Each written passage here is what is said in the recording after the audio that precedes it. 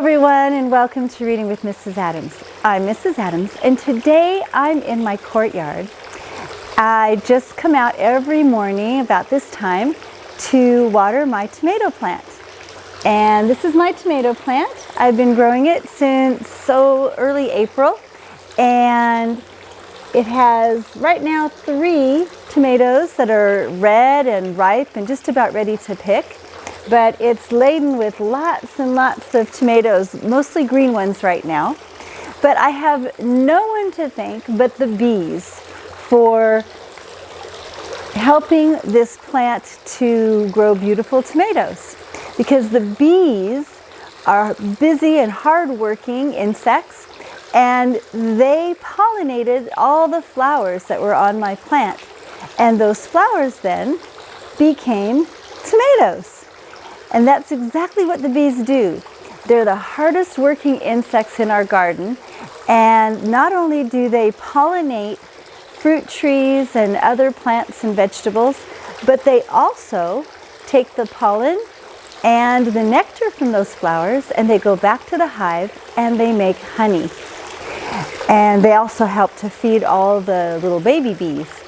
So the first story in honor of bees that I'd like to read today is called The Honey Bee and the Robber. Now this is written by Eric Carle. It's illustrated by him as well. And as a young child, he was very fascinated with all different kinds of insects. And so one of the insects that he wrote about is the honeybee in The Honey Bee and the Robber. The Honey Bee and the Robber, a moving picture book by Eric Carle.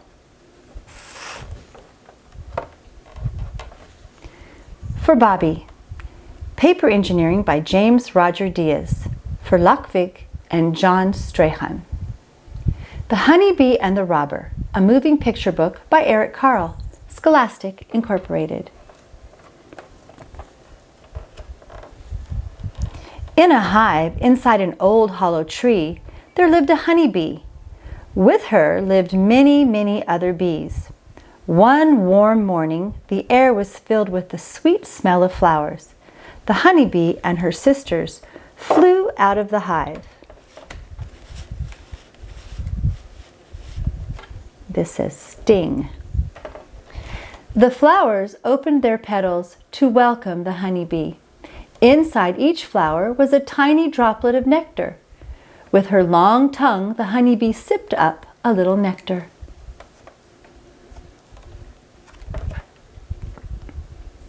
The honeybee flew from flower to flower, gathering nectar. When she had gathered enough, she started to fly back to the hive. A hungry bird swooped down and tried to catch her, but the honeybee was much too quick. Then the honeybee was thirsty. She flew to a pond to drink some water.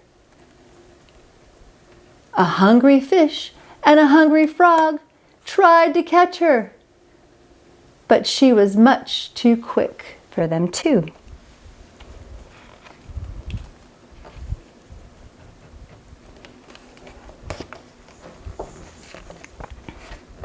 Then a butterfly fluttered by.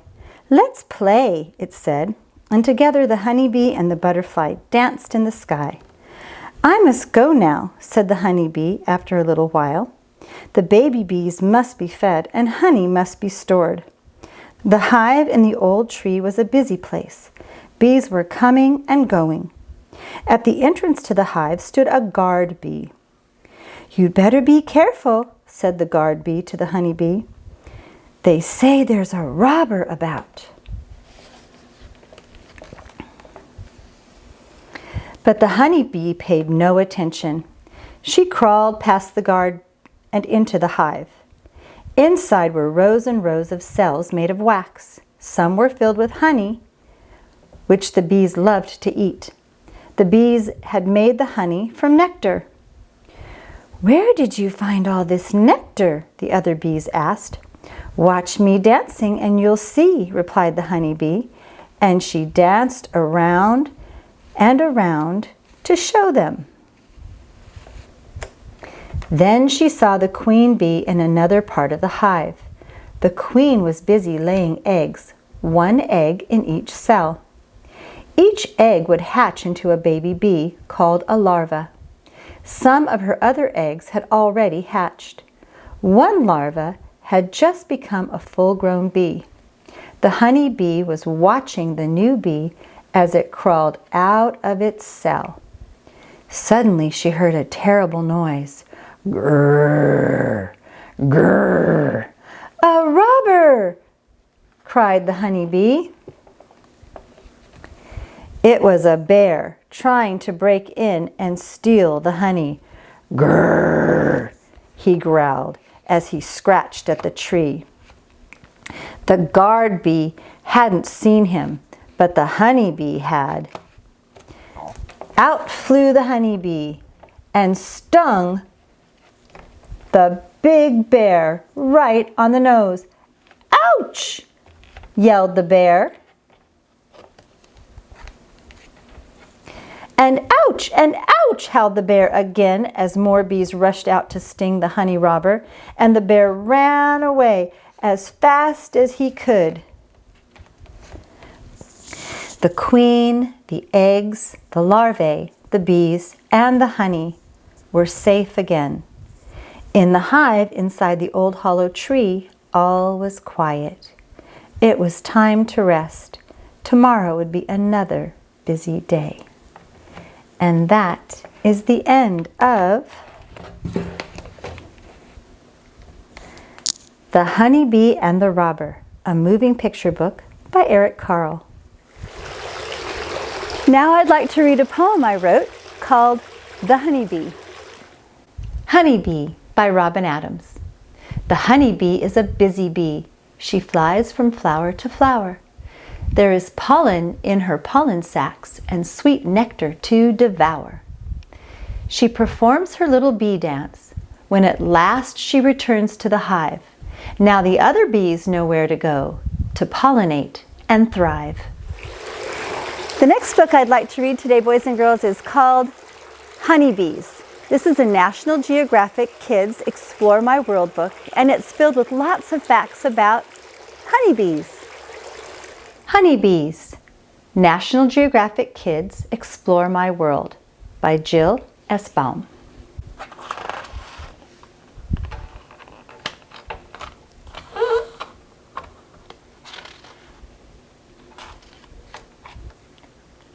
Honeybees, Explore My World by Jill Esbaum, National Geographic Kids, Washington, D.C.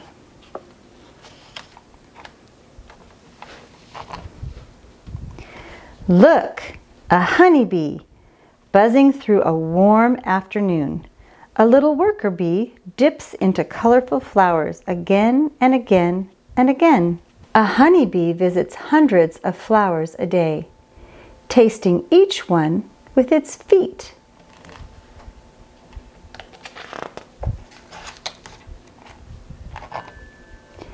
From each flower she collects a sweet liquid called nectar. She sips the runny nectar through her straw-like tongue and stores it in a special just for honey tummy. The tongue is called a proboscis. And that's the tongue right there. And these are the little pollen sacs.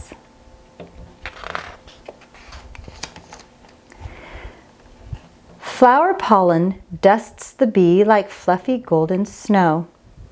Every once in a while she stops, rolls the pollen into balls, and stuffs these into tiny sacs on her back legs.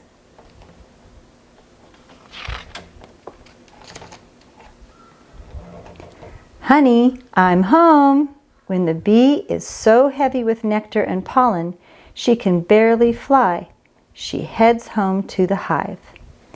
Thousands of other workers are arriving home too.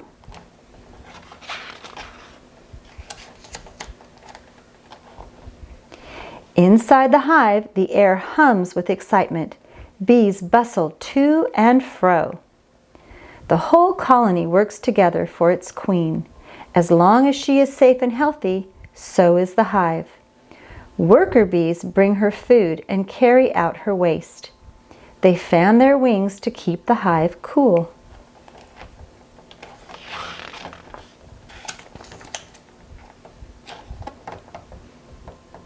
One of the most important jobs in the hive is caring for the queen's many eggs. A hive is made up of many honeycombs. And this is an enlarged photograph of a honeybee egg. You can see there's little eggs inside each cell in the honeycomb. Through spring and summer, she lays up to 2,000 eggs per day. She wiggles her abdomen down into the honeycomb and drops each egg into its own 6-walled cell. And this is called the abdomen. It's the largest back part of an insect. And bees have the same 3 parts that butterflies and ladybugs have. They have a head, they have a middle part called a thorax, and then this large part is the abdomen. And so she wiggles her abdomen down in each cell to lay an egg, 1 egg in each cell. An egg's shell melts away, and hello, larva! The chubby baby looks nothing like a bee yet. You can kind of see how big and chubby they are right there in the cell. And the cells are 6-sided, as we said, and that shape is called a hexagon. For 3 days, the larva is fed a milky mush called royal jelly. Then it is switched to a honey pollen mixture called bee bread. Each larva weaves a cocoon. Inside, its body keeps growing and changing. So this is bee bread, and these are the larvae that make their cocoon, and they're changing and growing. Crawl! Finally, a honeybee chews open its cocoon and climbs out of its cozy cell. Ta-da! There's the bee just emerging from the cell. Honeybees keep their hive clean and neat, so the new bee's first job is to clean her room.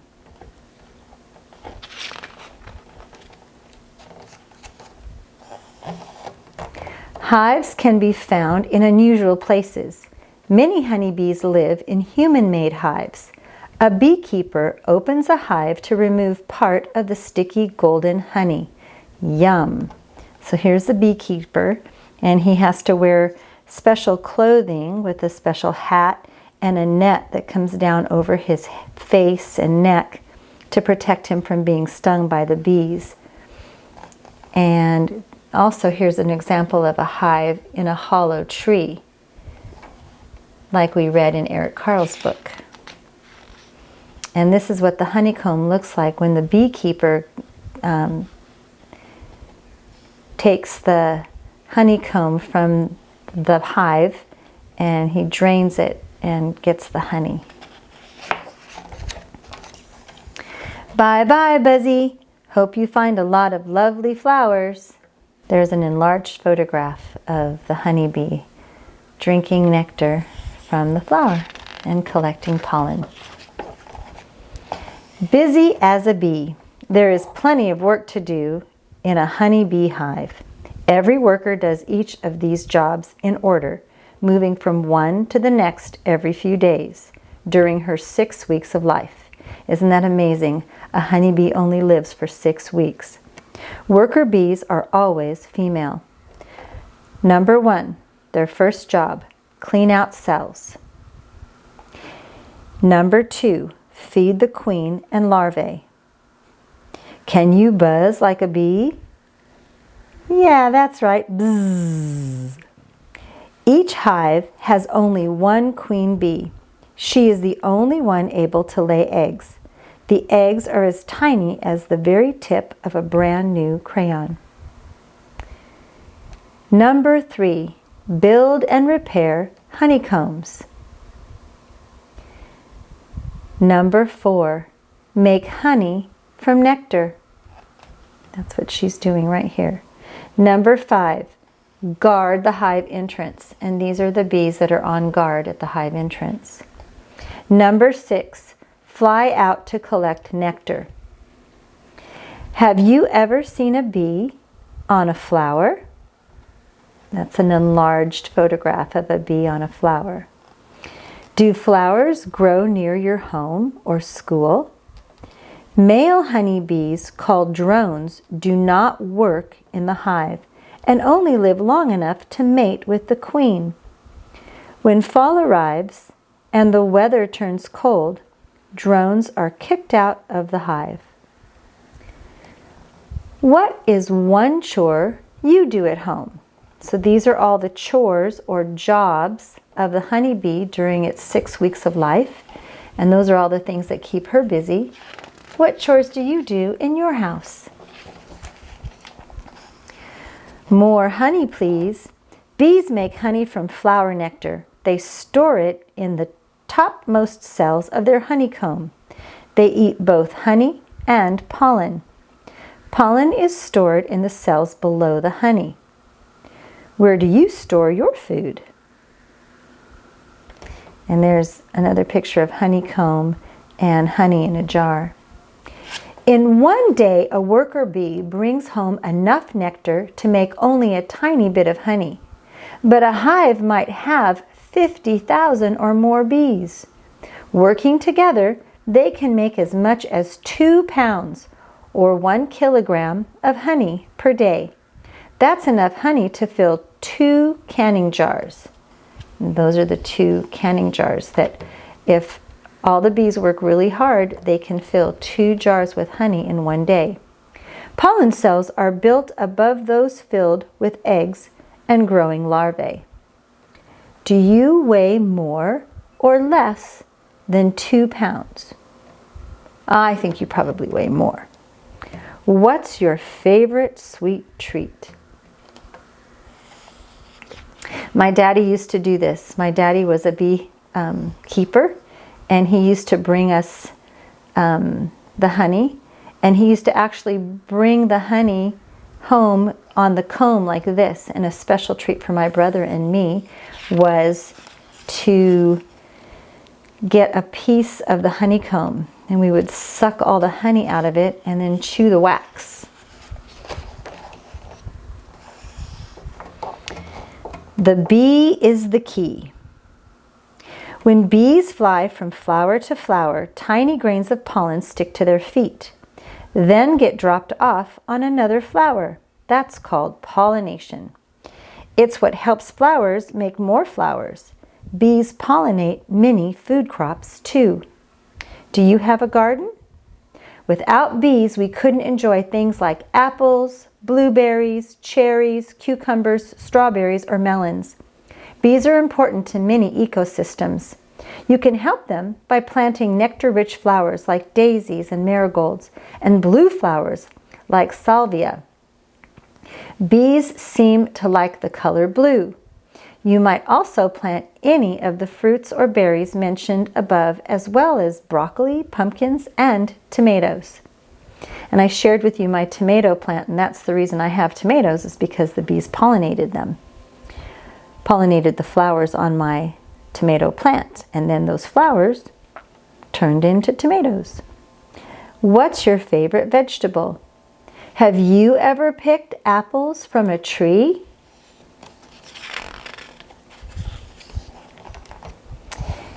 Here's a little bee maze. Help the honeybee find its way back to the hive. So take a look. This is where the bee is starting with its filled pollen sacs, and it's laden with nectar. See if you can find your way quickly back to the hive. Is this the route you took?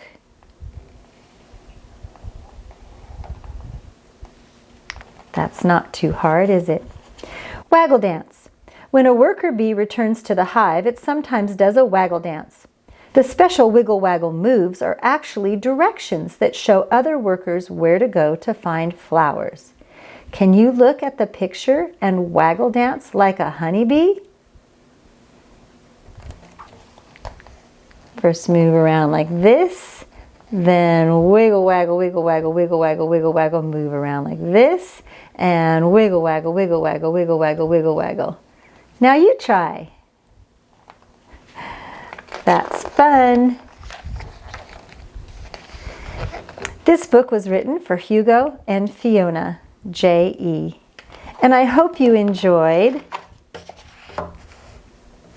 Honeybees, a National Geographic Kids Explore My World book, written by Jill Esbaum. Boys and girls, did you know that most insects smell with their antennas? Aileen Fisher knew, and she wrote a poem that talks about that in But I Wonder. But I wonder, the crickets in the thickets and the katydids in trees and ants on plants and butterflies and ladybugs and bees don't smell with little noses but with feelers, if you please. They get along quite nicely, but I wonder how they sneeze. By Aileen Fisher. The third and final book I'm reading today, boys and girls, is called The Very Quiet Cricket. This is written and illustrated by Eric Carle, and lots of different types of insects are featured in this book, as well as the very quiet cricket. And I love that Eric Carle also adds some unique engineering aspects to his books. So listen carefully to the very end, and you'll hear something very clever in this book. The Very Quiet Cricket. The Very Quiet Cricket, written and illustrated by Eric Carle. And it says, discover the very special surprise inside. Make sure you wait till the very end to get the surprise.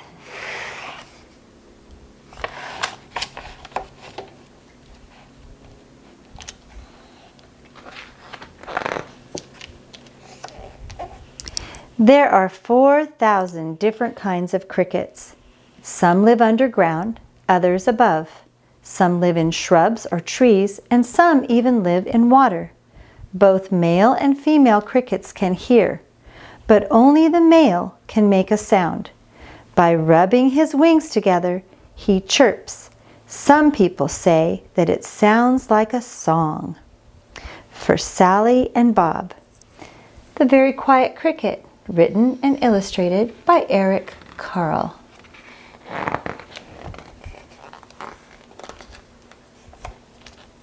One warm day, from a tiny egg, a little cricket was born.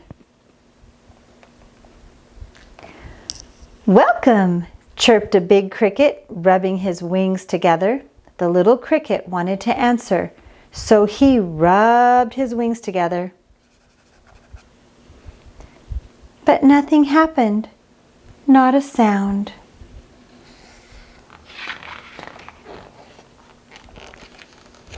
Good morning, whizzed a locust, spinning through the air. The little cricket wanted to answer, so he rubbed his wings together. But nothing happened, not a sound.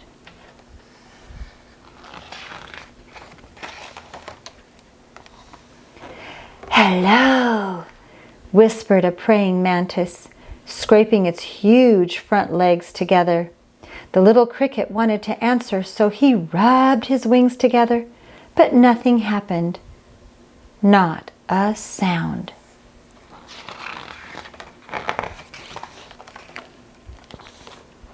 Good day, crunched a worm, munching its way out of an apple.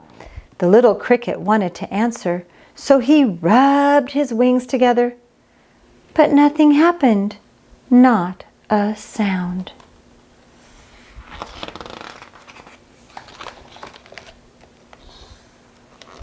Hi, bubbled a spittlebug, slurping in a sea of froth. The little cricket wanted to answer, so he rubbed his wings together, but nothing happened, not a sound.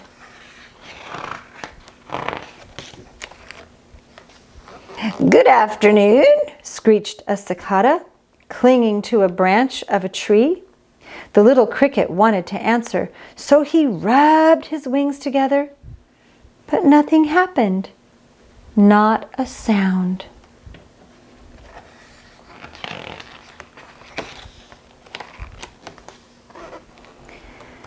How are you? Hummed a bumblebee, flying from flower to flower.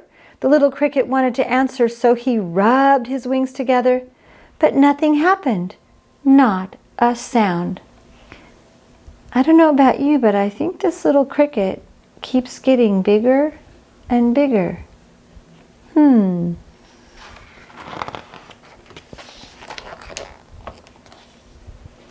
Good evening, whirred a dragonfly, gliding above the water.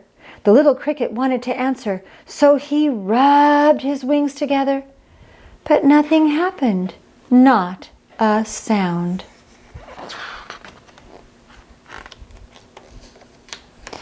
Good night, buzzed the mosquitoes, dancing among the stars. The little cricket wanted to answer, so he rubbed his wings together, but nothing happened. Not a sound.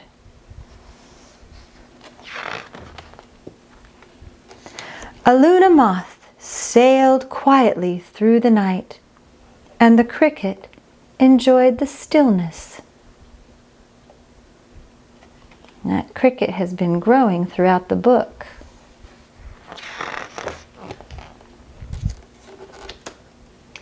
As the Luna moth disappeared silently into the distance, the cricket saw another cricket.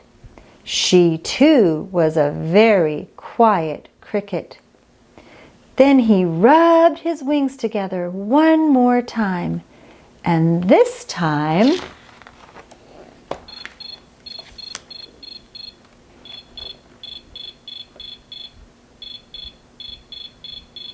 he chirped the most beautiful sound that she had ever heard.